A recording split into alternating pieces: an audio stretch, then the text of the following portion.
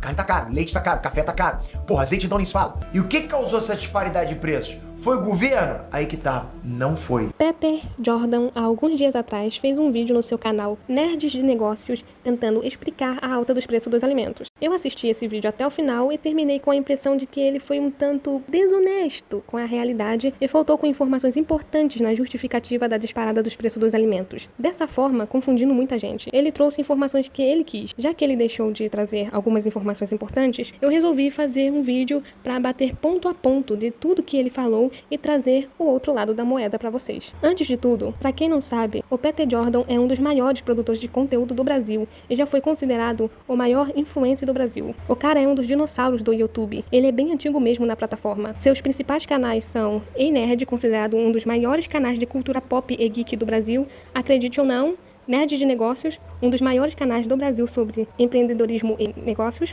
Peter Aqui e Mala Feita. Esses são os mais conhecidos. Ele tem canal no YouTube que as pessoas nem sabem que é dele. Enfim, ele tem uma audiência muito grande para ficar manipulando informação. O cara também é dono dos maiores sites de música do Brasil, sites cifras.com e letras.com. Com certeza você já foi em algum desses sites pesquisar sobre a letra de alguma música. E o homem também é CEO de uma empresa de tecnologia. Citei todos os negócios que o Peter faz parte de alguma forma? Provavelmente não, mas até aqui já deu para você entender o tamanho do homem, se por acaso você não conhecia ou não sabia dessas informações. Antes de começarmos com a análise do vídeo dele, preciso avisar que em alguns momentos eu posso falar de uma forma que pareça que eu não gosto do Peter, ou tenha alguma coisa contra ele.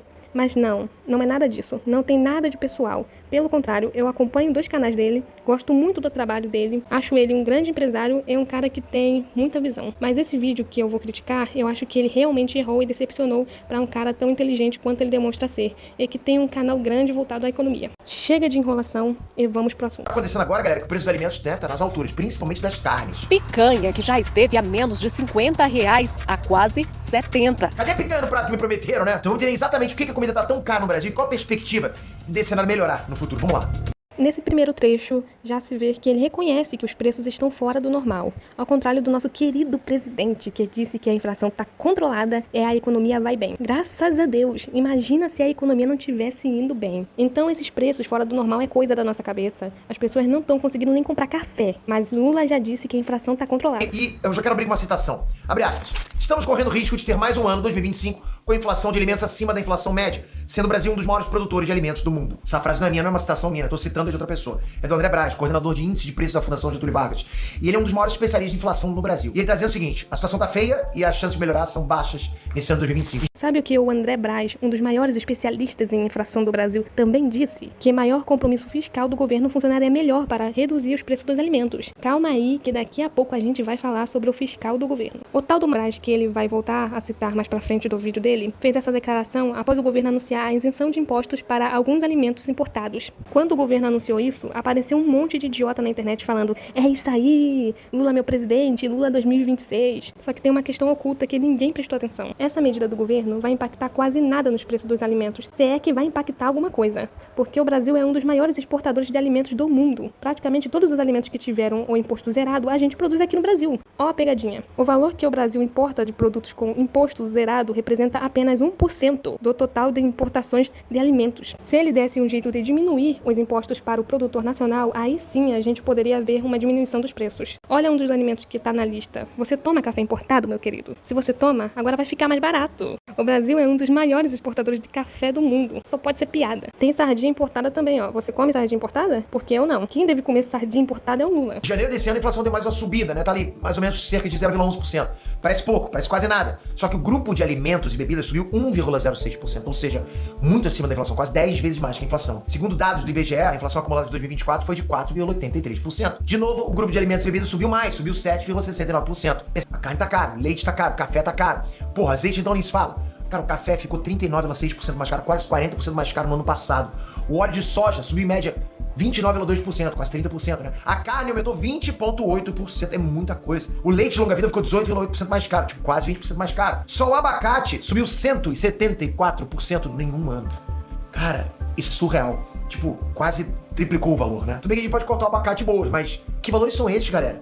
E como é que corta o resto, entende? Pô, tu vai cortar abacate, vai cortar carne, vai cortar leite, é complicado, né? Mas como é que pode tudo isso se nós temos ótimos gestores políticos com 100% de aprovação pelos brasileiros? Calma aí que ele já vai explicar o que está acontecendo. Mas antes, olha essas notícias, rapidinho. O trabalho de Haddad é mal avaliado por 34% dos brasileiros, diz Datafolha. Mesma parcela considera a atuação do ministro da Fazenda regular, outros 27% classificam como ótima ou boa. 55% dos brasileiros desaprovam a maneira como Lula administra o país. Desaprovação cresceu 9 pontos desde dezembro, enquanto a aprovação caiu os mesmos 7 pontos. Governo Lula tem avaliação negativa para 90% do mercado financeiro e Haddad tem avaliação positiva para 41%. Nem o mercado financeiro gosta dele. Vai no supermercado e você desconfia que tal produto tá caro, você não compra. Famílias com renda até um salário mínimo gastam quase 100% dos recursos que eles têm com comida, com alimentação.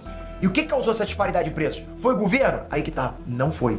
E o que causou essa disparidade de preços? Foi o governo? Aí que tá, não foi. Nessa parte, eu quase caí para trás. Antes das explicações dele, vamos ler umas notícias rapidinho. Estímulo fiscal no governo Lula é o 7º maior do mundo. Esse estímulo fiscal é o governo jogar dinheiro a rodo na economia, que sim, causa inflação. Na Escola Austríaca de Economia, a inflação ocorre quando há um aumento da quantidade de dinheiro na economia, que não é sustentado pelo aumento equivalente na produção de bens e serviços. Para os austríacos, a inflação não é necessariamente vista no aumento de preços imediatamente, mas é a expansão monetária em si. Entenderam, gente? A inflação, ela é o aumento da base monetária na economia. O aumento de preços seria a consequência desse aumento da base monetária na economia. Essa injeção de dinheiro na economia distorce os sinais de preços que orientam as decisões dos agentes econômicos, criando uma sensação falsa de prosperidade, pois essa expansão monetária gera investimentos insustentáveis e desequilíbrios no mercado. A inflação, em grande parte, está sendo causada, sim, por irresponsabilidade fiscal do governo atual. Eles estão desvalorizando a nossa moeda. Desvalorização de 2024 é pior desempenho desde 2020, mostra a análise. O resultado marca a terceira maior desvalorização em termos nominais desde 2010. O câmbio brasileiro enfrentou um ano de volatilidade e encerrou 2024 com uma desvalorização de 21,82% ante o dólar Petax. O desempenho coloca o real como a moeda mais desvalorizada entre 27 economias analisadas. O resultado foi o pior para a divisa brasileira desde 2020 e a terceira maior desvalorização em termos nominais desde 2010. Completam o pódio os anos de 2015, durante o segundo mandato da então presidente Dilma Rousseff, com 31% de desvalorização, e 2020, ápice da pandemia de Covid-19, com 22% de desvalorização. Uma informação interessante: sabe quem era o presidente em 2010? Adivinha? Ele mesmo, o pai dos pobres. E depois ele passou o bastão para Dilma e foi aquela tragédia na economia. Só o PT supera o PT. Continuando a notícia dos 7 países, nesse pilotão de frente estão, além do Brasil, Israel, país em guerra, com o grupo Hamas, portanto com pesadas despesas bélicas, e Turquia, que teve que reconstruir regiões destruídas pelo terremoto que matou 50 mil pessoas. Também estão na lista Catar, que apesar dos estímulos ainda arrecada mais do que gasta, o que não é o caso do Brasil. Fisco arrecada como nunca, dívida cresce como sempre. A armadilha criada pelo próprio Lula III garantiu nesses 2 anos de governo que os gastos sempre subissem mais do que a receita. O fisco ficou com 2,65 trilhões no ano passado, algo nunca visto desde que se iniciou esse tipo de estatística há 30 anos. A arrecadação federal subiu quase 10% no ano passado com relação ao ano anterior, já descontada a inflação. A arrecadação recorde ajuda, mas não resolve o rombo fiscal do governo. O rombo fiscal atinge 1,128 trilhão e bate recorde histórico. Gente, essas notícias de recorde de arrecadação não devem ser vistas como uma coisa boa. Isso significa que o governo está cobrando mais imposto e arrancando mais dinheiro da gente com força. Continuando, quando reduz ou reverte um déficit primário, um país faz um esforço ou aperto fiscal. Quando faz o inverso, amplia o buraco nas contas públicas ou transforma um superávit em déficit, que é o que o Lula fez. O governo Bolsonaro, saindo de uma crise global de saúde, conseguiu entregar as contas do governo no azul. Após 8 anos no vermelho, contas do governo têm superávit de 54,1 bilhões em 2022. Só que chega o Lula e é rombo em cima de rombo. Gráficozinho para quem gosta. Em 2020, com o governo tendo muito gasto com saúde e auxílio para as pessoas não saquearem o mercado, as contas públicas ficaram bem sufocadas. Todo mundo em casa, empresas falindo, economia bem estagnada, os governos do mundo todo entraram em prejuízo. Aí, no final do governo Bolsonaro, as contas do governo deram uma respirada. Vem governo Lula e é essa notícia. Em 2023, o orçamento sancionado pelo presidente Luiz Inácio Lula prevê um rombo de 231,5 bilhões. O ministro da Fazenda, Fernando Haddad, busca aumentar a arrecadação do governo para tentar diminuir esse déficit para cerca de 100 bilhões ao longo do ano. Aumentar impostos? E que tal gastar menos? Isso não, né? Isso não dá. A dívida bruta do Brasil supera 9 trilhões pela primeira vez na história. Subiu 1,8 trilhão no governo Lula. o que corresponde a uma alta de 7 pontos percentuais em relação ao PIB. Sobe para 78,6% do PIB a dívida. Continuando nossa análise, a culpa é do governo ou não é, daqui a pouco o Peter vai voltar para dar as explicações dele. Aí, como você pode ver, né? Em 2010, o governo Lula gastou 674 bilhões. Isso, em 2010, era muito dinheiro. O governo Dilma, 2011 e 2014, gastou aí mais de 1 trilhão. Você já vê que essa gente gosta muito de torrar dinheiro. Eles gostam muito de gastar. O governo Dilma Temer, de 2015, aquele governo compartilhado, né, que a Dilma fez com o Temer, no segundo mandato dela, foram mais de 2 trilhões aí queimados. O governo Bolsonaro gastou aí quase 2 trilhões no meio de uma pandemia. E o governo Lula, em 2 anos de governo, se aproxima do gasto de 4 anos de governo Bolsonaro, sendo 3 desses anos período de pandemia. Como é que pode isso?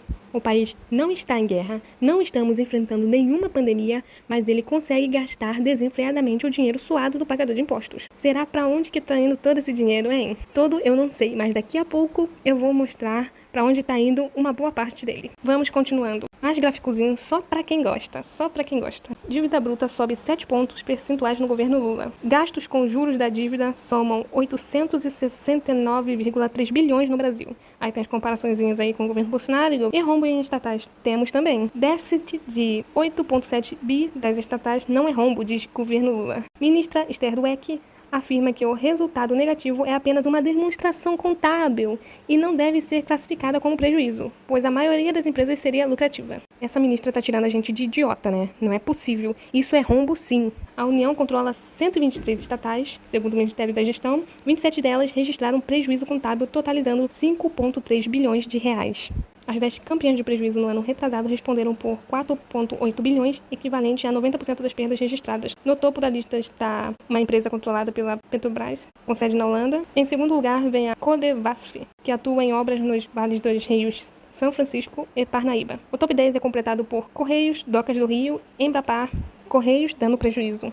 Eles conseguiram fazer o Correios dar prejuízo. Eu não vou nem falar o que eu acho que é isso. Continuando. Seja pela piora na percepção de risco fiscal, que faz o dólar subir e levar o mercado a não acreditar que a inflação vai cair para o centro da meta de 3%. Seja por estimular a demanda quando a economia dá sinais de que cresce acima de sua capacidade. Os estímulos têm efeitos inflacionários. Piora de percepção de risco fiscal seria toda essa merda que eu acabei de mostrar. O governo todo arrombado, endividado, gastando nosso dinheiro desgraçadamente como se não houvesse amanhã. Continuando a notícia aqui dos 7 países, não temos no horizonte mais nada que represente um impulso tão forte. Tirando a pandemia, passamos nos últimos 2 anos pelo maior impulso do período recente. Comenta o economista Ítalo Franca, especialista em contas públicas do Santander. Para vocês verem que não é um Zé Pangaré que tá falando. Não sou eu, gente, não sou eu. Essas informações são de um especialista. O federal não foi lá e colocou tabela de preços com comida lá em cima. Não. Mas o governo federal viu uma escalada de eventos acontecendo e tá demorando demais pra agir. Então sim, tem culpa também. A gente também precisa entender, galera, que essa crise não é exatamente de agora, ok? Em 2020, a pandemia puxou a alta dos preços. Aí fica, porra, muita gente presa em casa, confinada em casa, o consumo disparou. O auxílio emergencial foi essencial, entende? Mas também injetou muita grana na economia, também aquecendo o consumo. E aumento de demanda produz aumento de preço. Regra é clara, ok? Aí em 2021 rolou crise hídrica, que afetou as safras, aumentou o preço da energia elétrica. Aí em 2022 teve a invasão da Ucrânia, né? Que disparou o preço do trigo importado e o preço dos insumos também, que são usados como fertilizantes, que vem tudo de lá. Até aqui, ele só falou problemas que o governo Bolsonaro teve que lidar diretamente. Segura que agora vem a passação de pano. Se liga nas justificativas. Agora, qual é a treta de agora? São muitos fatores que levaram a esse aumento, ok? Eu vou explicar um por um. Vamos lá. Inflação de uma forma geral, ok? Crise climática, alta do dólar, aumento da demanda de novo e cenário geopolítico internacional. Em setembro e outubro, o custo de energia disparou no Brasil. Isso teve impacto na produção de alimentos. A solução para isso seria uma reforma estrutural, né? Com uma matriz energética mais barata, alguma produção de energia mais barata, com rodovias melhores para facilitar o transporte e tal, né? Então, número 2 para a subida dos preços da comida, crise climática. Não adianta fingir que não tá acontecendo, galera. Tá acontecendo. Ah, mas não existe. Existe, cara. Porra, chuvas extremas. Essas chuvas prejudicaram a safra no sul do país. As secas extremas prejudicaram as safras em outras regiões. A estiagem histórica diminuiu o volume dos reservatórios. Isso levou ao aumento dos custos da energia hidrelétrica. E qual a solução, Pedro? A solução para isso seria, acho que, repensar completamente a nossa relação com o meio ambiente. A nível global. Não é só uma pessoa, é todo mundo. Como ele passa pano de forma muito maquiada, eu vou fazer essas pausas para elucidar melhor as explicações dele. Ele basicamente falou que a inflação foi causada pela crise climática. A crise climática que diminuiu o nível dos reservatórios e provocou o aumento da energia. Aumento esse que se passou para os alimentos. E essa mesma crise climática prejudicou as safras pelo país, causando o aumento dos alimentos. Se você assistir no vídeo com calma e atenção, vai ver que ele foi relacionando as coisas desse jeito. Se alguém tiver um entendimento diferente disso, joga nos comentários. Sobre a questão das safras, Esse ano tem previsão de safra recorde. Produção de grãos deve crescer 11% em relação a 2024. Vai ter bastante arroz, vai ter bastante algodão também, para fazer roupa, vai ter milho, soja lidera as projeções, vai ter bastante soja. Será que a comida vai ficar mais barata com essa safra recorde? Sobre o aumento da energia, eu trouxe uma informação interessante que muita gente não sabe. A conta de luz cresce acima da inflação e pesa no bolso do consumidor. Entenda de onde vem o aumento. Segundo especialistas consultados pelo G1, a conta de luz tem sido pressionada por 3 principais fatores: crescimento dos subsídios pagos pelos consumidores, custo da contratação de energia, investimentos em transmissão. Só em 2024 o consumidor vai pagar, o consumidor pagou 32,7 bilhões em encargos nas tarifas de energia, o que representa 12,5% da conta de luz do brasileiro. Os subsídios são encargos pagos pelos consumidores nas tarifas de energia para custear políticas públicas no setor, como o incentivo a determinadas fontes de energia ou descontos na conta de luz de pessoas de baixa renda. Os investimentos bilionários em transmissão contratados pelo governo em leilões viram tarifa para o consumidor. O custo da transmissão tem aumentado para os consumidores por conta do aumento da contratação dessas redes. Para quem não entendeu muito bem, o lance do subsídio é o governo contrata o serviço e você paga. Além de você pagar pelo consumo da energia, você também paga pela infraestrutura, para ela chegar na sua casa cheirosinha, bonitinha para você usar, entendeu? Então até a sua conta de luz que chega arrebentando na sua casa tem dedo do governo. Fator número 3, variação cambial. O dólar disparou, ponto. 2024 o dólar valorizou 27,34% em relação ao real. Aí o produtor prefere enviar a produção para fora do que abastecer o mercado interno. Tá errado. Os caras ganham mais dinheiro mandando para fora do Brasil. No Brasil tá vendendo barato, para fora estão pagando caro. Os custos do produtor disparam e vai atrás de onde ele pode conseguir recuperar o investimento, cara. Simples assim. E esse dólar alto é uma faca de 2 gumes. Por quê? Porque o produtor prefere exportar, mas aqueles produtos que a gente tem que importar, que o Brasil não produz, o preço deles dispara. Percebe como é um ciclo, cara, que só vai prejudicando? A gente pega, por exemplo, o trigo, né? O trigo é a base de uma longa cadeia de alimentos. Pão, biscoito, massas, tudo depende do trigo. E esse trigo tá entrando no Brasil mais caro porque o dólar tá mais caro. A solução nesse caso seria ajustar essa variação cambial, mas esse é um desafio que pouquíssimos governos, pouquíssimos países conseguem resolver, não dá. O Brasil, o que ele faz? O Brasil fica à mercê do que o Banco Central americano decidir, né? Fica à mercê de situações que a gente não tem controle nenhum. Ah, sim, a gente tá à mercê do Banco Central americano, sim. No vídeo ele mostra uma matéria como essa falando que o dólar subiu 27% em 2024, mas ele não chega nem perto de falar o porquê real de isso ter acontecido. Nos últimos meses, os investidores têm se mostrado cada vez mais receosos com o compromisso do governo em equilibrar as contas públicas. Particularmente, depois do anúncio duplo pelo executivo no fim de novembro de um pacote de contenção de gastos e de um projeto de reforma do imposto de renda, quem se lembra desse pacote bomba do Haddad, que fez o dólar explodir no final do ano passado e a B3 despencar? Os caras fizeram a maior confusão. O que era para ser um anúncio de corte de gastos virou um anúncio de renúncia de receita, sendo que o governo não está em condições de abrir mão de receita. Dólar dispara em 4,6 após a divulgação do pacote fiscal de Haddad. A expectativa era de um corte expressivo e estrutural, mas o pacote acabou apenas apresentando medidas paliativas que irão postergar o problema da dívida pública para os próximos anos. A moeda brasileira vem se desvalorizando até o presente momento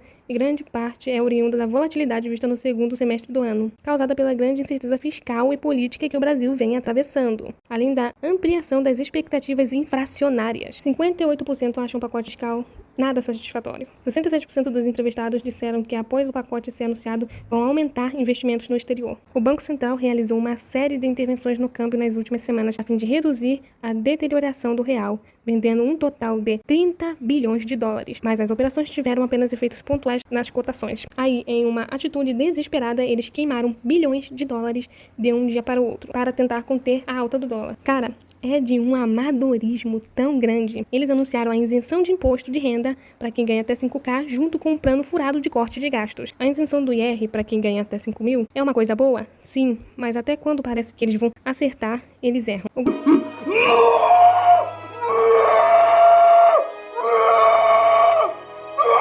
O governo tem que ter uma certa estabilidade fiscal para poder abrir mão dessa receita, ou um bom plano, um excelente plano de como faria para compensar essa receita que eles vão abrir mão. Ou seja, tudo que esse governo do PT não tem. E o mercado financeiro sabe disso e não perdoa. Sem falar em todas as vezes que o presidente falou algum tipo de besteira em público e fez o dólar despencar para cima. Em momentos em que fala do presidente afetou a cotação da moeda. Pra quem quiser ler e tiver paciência de ler essas merdas, a gente já tá cansado de saber que esse dólar alto demais faz mal para todo mundo, não só para quem vai para Disney. Faz mal mais pro pobre do que para quem vai viajar para Disney. A gente não está à mercê do Banco Central americano. A gente está refém de um bando de incompetentes. Dá para equalizar o dólar com medidas orçamentárias? Dá. mas o remédio costuma ser amargo, cara. Realmente, o remédio vai ser bem amargo. O governo teria que gastar menos para tentar equilibrar as contas públicas e restaurar a confiança dos investidores, dos empresários, do mercado financeiro. O aumento de gasto do governo influencia a alta do dólar, aponta um economista. Mas seria amargo demais ter que cortar as viagens da Janja. Nossa, seria terrível. Terrível, terrível. Equipe informal de Janja gastou 1,2 milhão em viagens desde 2023, diz reportagem. 3,3 bilhões. Governo Lula tem maior gasto com diárias e passagens desde 2014. É pra isso que a gente paga imposto. É pra esse povo do governo ficar viajando o mundo todo no luxo,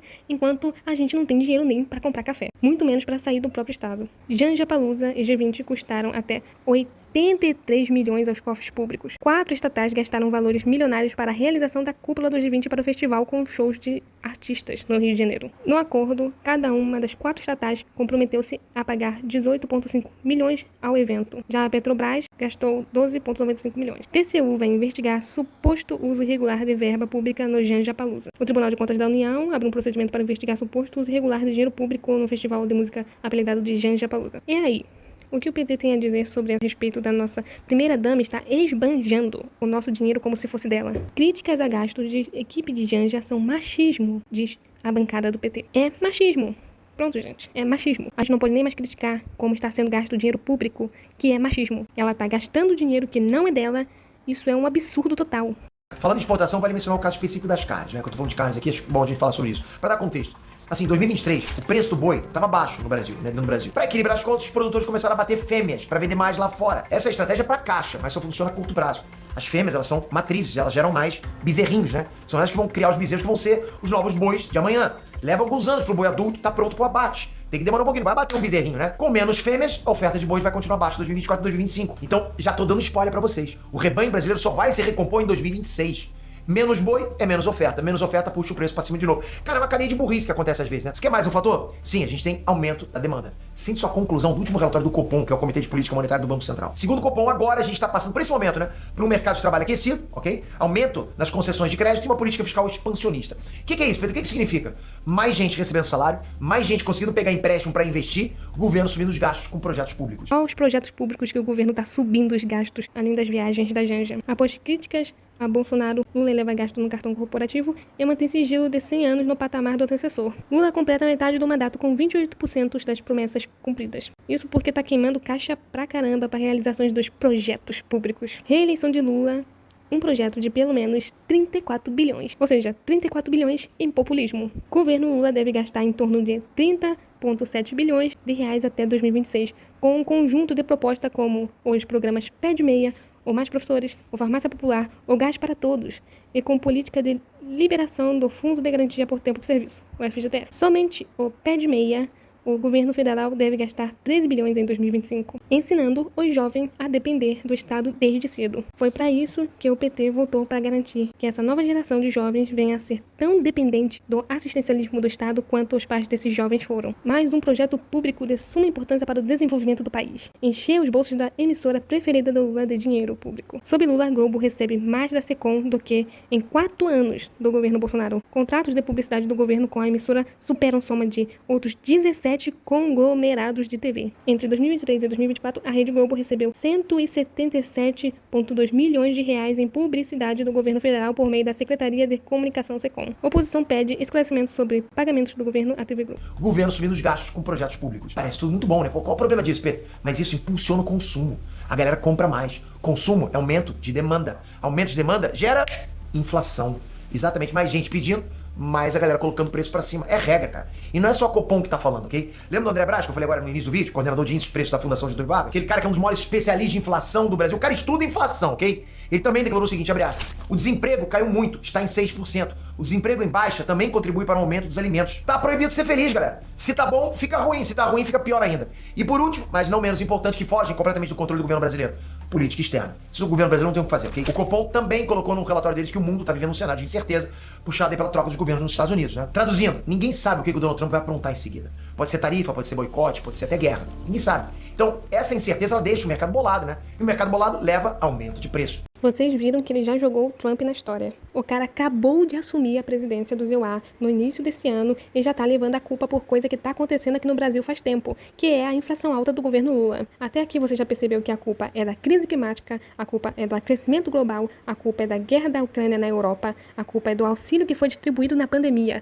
a culpa é do Banco Central americano, a culpa é das vacas que não querem se reproduzir, a culpa é do Donald Trump que acabou de chegar na presidência do EUA, a culpa é do raio que o parta. Mas nunca, em hipótese alguma, a culpa é do governo. Sabe quem também acha que a culpa nunca é do governo? O próprio governo. Lula culpa arapucas do BC de Campos Neto, loucuras de Trump por alimentos caros. Glaze defende Lula e culpa especuladores por alta do dólar. Lula culpa Banco Central pela alta do preço dos alimentos e sugere boicote a produtos caros. Lula não tem mais conserto. Agora joga a culpa pela inflação no povo. Dólar nas alturas. PF de Lula agora vai caçar memes. Até os memes eles culparam. Essa gente não tem vergonha na cara. A culpa é de tudo e de todos, menos do governo. Isso é impressionante.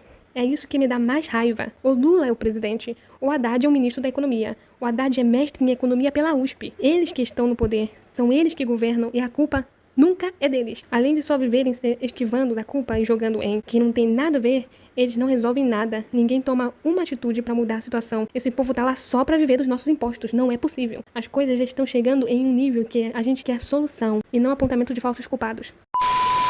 Você que chegou até aqui no vídeo, considere fortemente deixar o seu like e se inscrever no canal. Esse vídeo foi o mais trabalhoso em termos de pesquisa que eu já fiz aqui no canal. Se você abrir a descrição desse vídeo, vai ver mais de 40 links de sites que foram usados para montar a pesquisa desse vídeo, trazendo informações de qualidade. Continuando. Preço, tudo, cara. Uma fagulha leva aumento de preço. A verdade, galera, é que a médio prazo, ok? Num prazo relativamente curto e médio, essa situação toda não tem perspectiva de melhorar sozinha, não vai. O Banco Central já subiu a taxa de juros de 12,25% para 13,25% ao ano, né, para tentar segurar essa inflação. Subir os juros é a estratégia mais manjada para frear consumo, né? Os caras sempre fazem isso. Enquanto eu estava roteirizando esse vídeo, o Banco Central subiu os juros de novo. BC sobe juros em 1 ponto, Selic vai a 14,25, maior nível desde 2016. E quem estava em 2016 era Dilma. Para falar melhor sobre essa questão dos juros, vou botar alguns trechos cortados de 2 vídeos do canal do Bruno Perini, um dos maiores canais de economia e investimentos do YouTube. Inclusive recomendo as análises dele, são muito boas. Link dos vídeos completos na descrição e do vídeo do Peter também. Tudo está acontecendo por conta do próprio funcionamento da taxa Selic, para que ela serve. Se a gente pensa no Banco Central, que faz política monetária aqui no país, ele tem uma missão: manter os preços estabilizados. Se a gente pega a inflação de fevereiro, por exemplo, ela veio em 1,31%, o que foi o maior dado de inflação de fevereiro dos últimos 22 anos. Apenas para efeito de comparação, a gente teve uma inflação de 1,31%, e o CDI no mês foi de 1%, ou seja, a inflação subiu mais do que o CDI. Apenas o ovo subiu 15% no último mês. Sendo que o ovo é um alimento de substituição, a carne tá muito cara, então vamos comprar mais ovo. Só que o ovo agora tá caro também. E aí vem a dica do presidente, né? Se tá caro, não compre. E aí nós temos que entender que essa inflação crescente, ela é uma consequência daquela alta do dólar que tivemos no ano passado. Vamos ver qual o ponto dessa questão do dólar, porque ele é causa desse efeito inflacionário, mas também uma consequência de medidas adotadas pelo governo, ou que não foram adotadas. Para quem acompanha aqui o canal, não é mistério que o governo tem tentado fechar o déficit que temos aqui no Brasil, porque nós gastamos mais do que arrecadamos, pela ponta da arrecadação. Porém, as despesas permaneceram crescendo, de modo que o déficit primário, ele continuou, e o déficit nominal, ele foi recorde de mais de 1 trilhão por conta do efeito dos juros. E aqui nós temos que entender como é que funciona esse ciclo. Como a Selic sobe, também aumenta a despesa com juros aqui no país. E aí, isso causa mais risco fiscal, uma vez que para pagar essa despesa, o governo deverá arrecadar mais, ou cortar gastos, né? O que ele não quer fazer. Só que para arrecadar mais tem um problema, porque o Brasil já tem uma carga tributária com percentual do PIB muito alta, na casa dos 34%. Isso é mais alto do que a Suíça. Enquanto aqui no Brasil, o serviço público é padrão África subsaariana, padrão Zâmbia. E aí, quando o investidor internacional olha para isso, os caras já tributam muito. Eles têm uma despesa crescente, então não vai dar para tributar muito mais, apesar dos esforços do governo nessa direção. Cara, para investir nesse país, ou eles me dão mais juros, ou eu tô tirando meu dinheiro. Se eles tiram dinheiro, o dólar sobe, a inflação sobe, o que vai provocar a subida dos juros, e talvez com juros mais altos o dólar volte a entrar aqui no país, controlando um pouco esse efeito inflacionário. Mas não de forma imediata. Se a gente pega a expectativa do Boletim Focus, por exemplo, para 2025, a gente espera uma inflação em 5,66 até o final do ano. O que vai dizer é muito acima da meta que nós temos aqui no Brasil, de 3% de inflação, com 1,5 pontos percentuais de tolerância para cima ou para baixo, ou seja, o teto da meta seria de 4,5%. E aí, por mais que a gente veja a taxa Selic subindo nesse ano, vai ser difícil mudar essa dinâmica. De modo que o Banco Central, ele já está olhando para horizontes relevantes, onde de fato a taxa atual possa ter impacto para diminuir a inflação, como anos de 2026, 27, 28. Mas se a Selic realmente chegar nesse patamar de 15%, repare que nós teremos juros mais altos do que no auge da crise do governo Dilma, onde a Selic chegou a 14,25. Vamos lembrar que naquela época, no longínquo ano de 2015, já faz 10 anos que isso aconteceu, a inflação tinha novamente chegado a 2 dígitos no Brasil, nós éramos um dos poucos países com inflação de 2 dígitos. Tirando países da África, onde infelizmente isso é muito comum, no mundo praticamente você tinha Brasil, Argentina, que tinha uma inflação na época na casa de uns 70%, Venezuela, com a sua inflação já cavalar, sendo que lá é até difícil calcular o índice de inflação, porque afinal de contas, como que você mede aumento de preços de itens que não existem mais no mercado, já que a Venezuela tem um problema de desabastecimento. E os outros 2 países de inflação muito alta, para ver como a história não se repete, mas ela rima, eram Ucrânia e Rússia, que já estavam em guerra. Não essa guerra atual, era uma outra por conta da Crimeia. Você pode ver nessa tabela, o Brasil hoje tem o maior juros real do mundo, conseguiu ficar inclusive à frente da Rússia, que era antes o primeiro lugar, mas a Rússia tem guerra, e guerras são muito caras. E mesmo assim o Brasil tem que botar uma recompensa maior do que esse país para conseguir atrair o capital internacional. Até porque há uma outra coisa aqui no Brasil, nós temos uma taxa de poupança baixa. Então para financiar projetos a gente precisa do capital estrangeiro. Só que capital estrangeiro, naquele ciclo que eu já expliquei, ele vai olhar o risco fiscal, ele vai tirar o dólar daqui, a inflação vai subir, os juros vão ter que subir para conter a inflação. Com isso, há mais risco fiscal por conta da conta que nós temos que pagar dos juros, o que talvez provoque juros ainda mais altos para ver se a gente consegue atrair alguma coisa. E se não bastasse só esses fatores, vamos lembrar também que a recuperação de crédito aqui no Brasil é baixa. E aí, primeiro que nós temos um ponto interessante, porque ao longo de 2024, sempre que o Roberto Campos Neto subia a taxa de juros, né, lembrando que ele não fazia isso sozinho, você tem no Copom 9 cabeças pensando na direção dos juros aqui no Brasil, em várias reuniões, quase todas, essas cabeças decidem por unanimidade, sempre que acontecia uma subida de juros, o presidente, o PT, principalmente a figura de Gleisi Hoffmann, questionavam muito a decisão do Campos Neto. Ainda que os diretores que foram indicados pelo PT tenham votado junto com o ex-presidente do Banco Central. Agora, a retórica já muda, porque fica difícil ficar questionando o presidente do Banco Central, que foi colocado lá pelo próprio presidente Lula. Então não vai dar pra falar que essa subida de juros que nós teremos nos próximos dias estão sendo feitas para sabotar o governo. Na primeira reunião do Copom, o Lula já corrigiu o discurso dele, falando que não dá pra dar um cavalo de pau na economia, né? Tava subindo os juros, de repente começar a baixar. De modo que eles vão ter que arranjar outras justificativas do porquê isso está sendo feito. Agora, porque você aqui já sabe, é para conter a alta da inflação, que como já foi dito anteriormente, está muito distante do centro da meta de 3% no ano. Inclusive, acho que pro ano de 2025, provavelmente a gente vai ficar no centro da meta, vai muito mais perseguir alguma coisa próxima do teto da meta. Se é que iremos chegar nisso, há muita coisa pela frente ainda. Lembrando que o efeito dos juros também ele é mais retardado, ele não dá efeito na hora, ele demora um tempo para se alastrar pela economia. O que está acontecendo é que apesar do Banco Central estar pisando no freio, o que já acontecia lá no ano passado, o Poder Executivo está pisando no acelerador, até para tentar recuperar a popularidade do Lula, que como nós vimos em pesquisas, não para de cair. Então é natural esperar algum tipo de pacote de bondagens, liberação de crédito e estímulos ao consumo que possam recuperar a popularidade do presidente. Mas o que do ponto de vista econômico é uma coisa meio esquizofrênica, porque você estimula o consumo que eleva a inflação ao mesmo tempo que você está aumentando os juros para tentar conter a inflação. Sendo que aquilo que poderia conter de verdade a inflação não está sendo feito, que é o governo cortar gastos e passar a gastar menos do que ele arrecada. A gente, com o juro lá no alto, a economia sofre, porque há menos demanda, o crédito fica mais caro, as empresas do varejo, por exemplo, como você pode ver aqui, vendem menos. A Luiza Trajano vai lá e implora pro Garípulo para ele não subir taxa de juros. E com empresas vendendo menos, você tem muito empresário quebrando. O que explica, por exemplo, 2024 com um recorde do número de empresas em recuperação judicial. Ou seja, com essa taxa de juros nessa altura, não dá para esperar que a gente tenha um ano fácil aqui no Brasil para a economia. Poxa, Bruno, mas apesar disso, desses juros tão altos que teoricamente levariam ativos de risco para baixo, a gente pega a bolsa brasileira no ano, ela tá positiva. E sim, está positiva. O que pode ser algum tipo de retorno nas médias, afinal a gente teve ano passado muito ruim. Já outros acham que isso tem a ver com a baixa popularidade do governo Lula, com a menor chance de reeleição lá em 2026. Já tem muita gente comprando agora, esperando colher os frutos numa troca de governo no ano que vem. O que é meio paradoxal, né? Porque enquanto a bolsa sobe, isso pesa menos a popularidade do presidente, talvez ajude o Lula numa reeleição. Então se subir demais, vão falar, não tem problema. Mas é o que pode acontecer, com muita gente se adiantando para comprar agora, confiando que isso vai acontecer, essa troca de governo lá em 2026.